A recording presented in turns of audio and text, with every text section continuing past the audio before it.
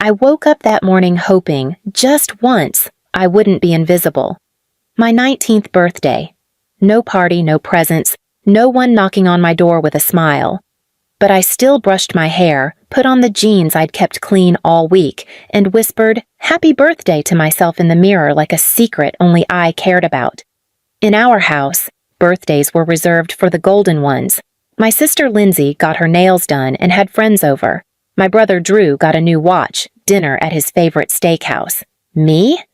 Last year, I got a vacuum cleaner Mom said I could borrow since I was always cleaning anyway. The year before that, silence. Still, I had hope. Stupid, aching hope. That maybe this year Dad would look me in the eyes and see something besides a burden. Please subscribe to our channel and tell us in comments from where are you watching this video. I stepped into the kitchen, heart pounding harder than it should.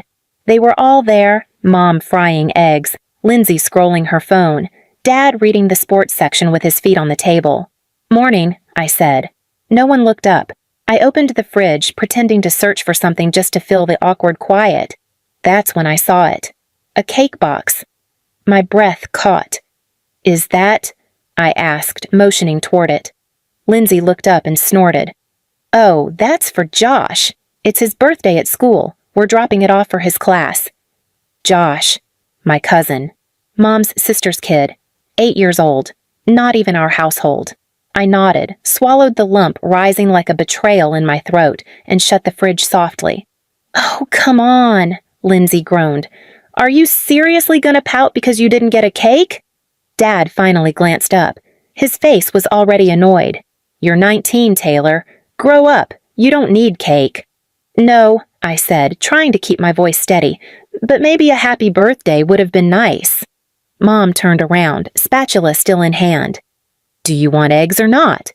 "I don't want anything," I said, backing toward the hallway. "Then stop acting like a damn victim," Dad barked, folding his paper loudly. "It's always something with you." That's when it cracked.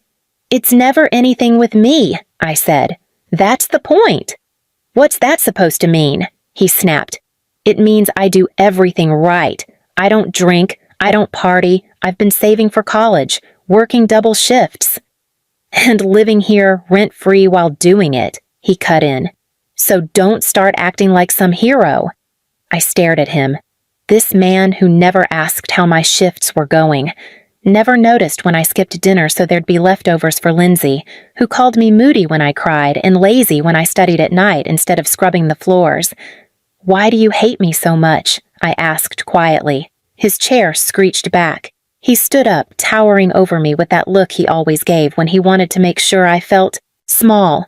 "Don't you dare put that on me," he hissed. "You want to make this day about your drama? Go ahead, but don't do it in my house." I blinked. "Your house?" I whispered. "You heard me," he said, pointing toward the front door. "Get out." The room froze.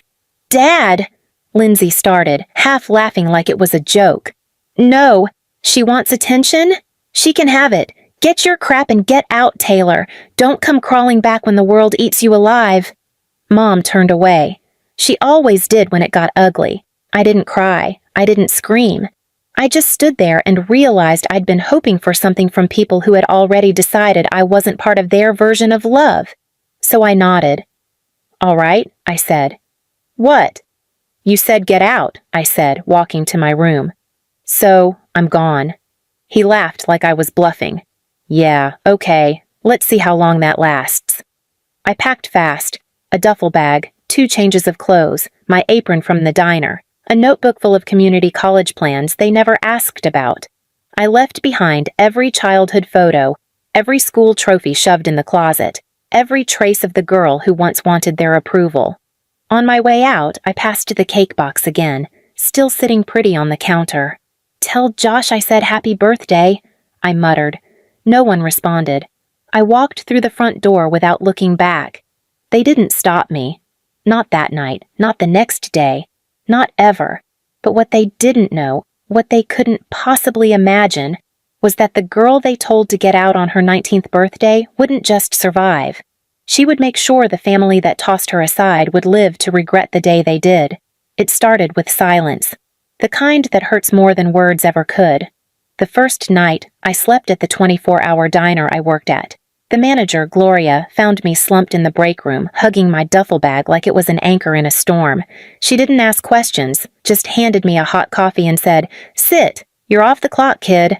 I wanted to cry, but I didn't. Something in me felt like if I let even one tear fall, I'd never stop. Within 3 days, I found a small room above a mechanic shop.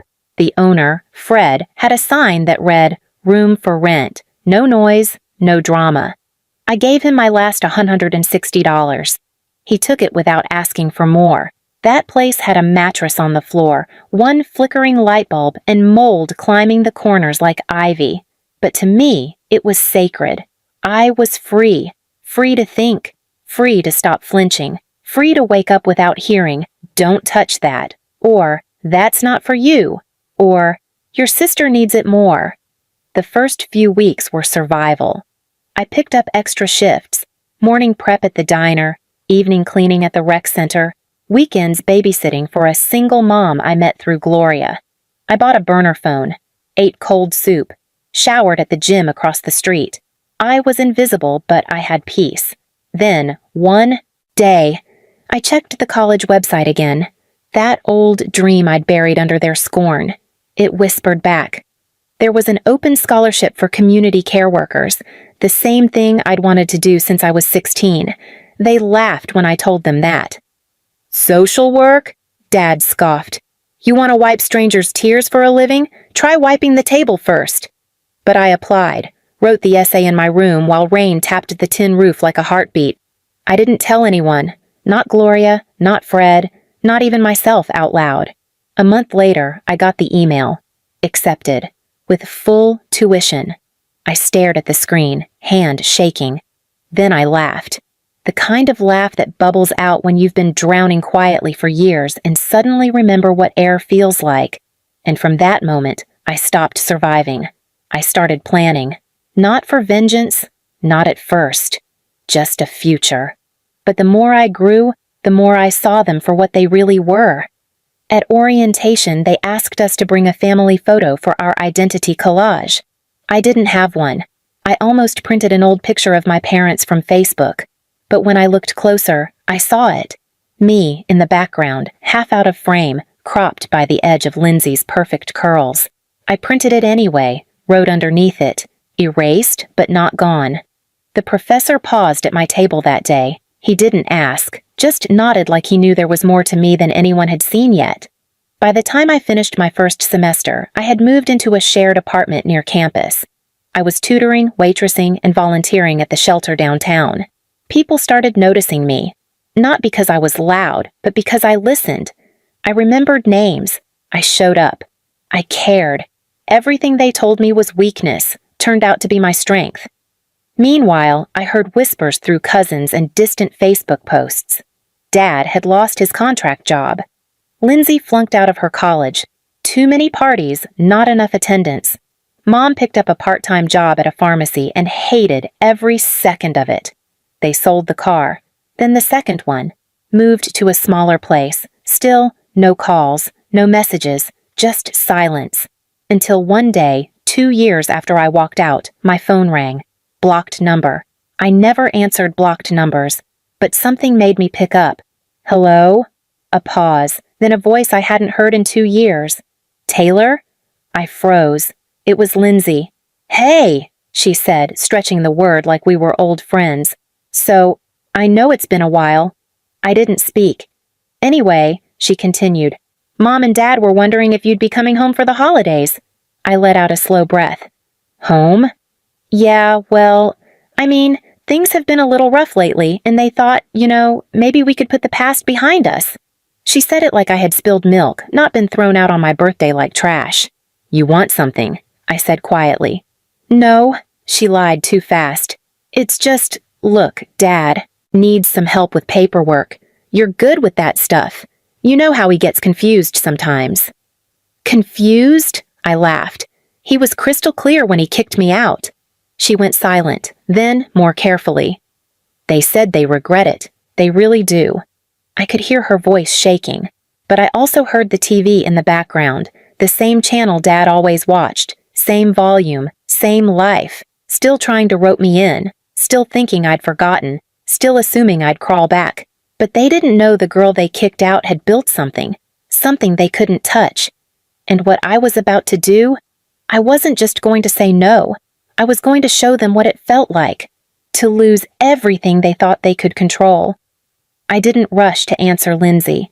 I let her voice trail off into silence, then hung up without another word. My heart wasn't racing, my hands weren't shaking. It wasn't anger anymore, it was clarity. They wanted me back now because they were sinking. But the truth was, I'd already left them. Not just the house, not just the town. I'd left behind the version of myself who begged to belong to people who built their love like a wall with no door. And instead of calling back, I waited. I watched. 2 weeks later, I saw them in person for the first time since that night. I hadn't planned it. I was dropping off pastries from my bakery, yes, my bakery, to the shelter when I caught sight of them through the glass window of a pawn shop. Dad at the counter trying to sell his watch. Mom standing beside him, holding a stack of jewelry boxes I remembered once being too good for me to touch. Lindsay sat on a chair near the wall, scrolling her phone like the same entitled queen she always was, only now her shoes were scuffed and her purse looked like it had been bought second-hand. I froze outside the shop. My reflection in the glass was unrecognizable. Hair tied neatly, clean jacket, bakery logo embroidered on my chest. For the first time, I wasn't the shadow in their story. I was the one standing on the outside, looking in, deciding what happened next. They didn't notice me, but I noticed everything. The desperation in Dad's eyes. The way Mom kept glancing at the door like she wanted to disappear.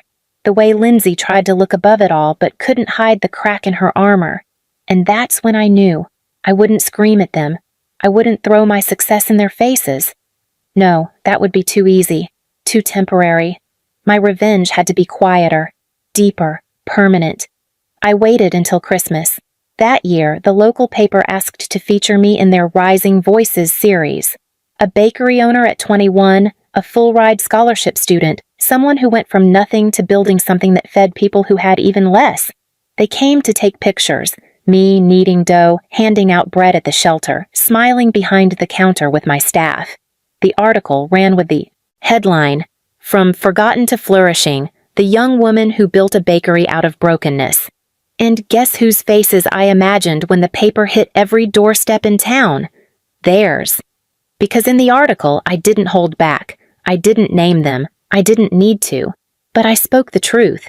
I told the world I'd been raised in a house where birthdays went unnoticed, where love had conditions, where silence was punishment and cruelty was tradition. And I told them the moment I was told to get out and never come back was the moment I began living. Neighbors read it. Old family friends read it. Mrs. Jenkins from next door clipped it out and taped it to her fridge. Even teachers I thought had long forgotten me left comments on the online article. "We always knew you'd shine, Taylor." But the best part wasn't the praise.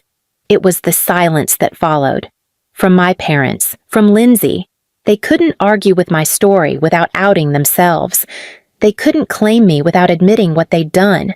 They couldn't twist it because the truth had already cemented itself in print. The next time I heard about them was months later. Someone at the shelter mentioned they'd moved again. Smaller place. Dad couldn't hold a job. Lindsay bouncing between boyfriends, Mom tired and brittle. But me? I was thriving. I expanded the bakery into catering, hired other kids who'd been tossed aside, just like me, paid them fairly, treated them like family, gave them the birthdays I never had. On my 22nd birthday, the bakery closed early. My staff surprised me with a cake, candles, balloons, the whole thing. When I blew out the candles, I didn't make a wish. Because I already had it. I had a life they couldn't touch, a family I'd chosen, and parents who once yelled at me to leave, who thought I'd crawl back. They were left with nothing, exactly what they gave me on the night I turned 19. Please subscribe to our channel and tell us in comments from where are you watching this video.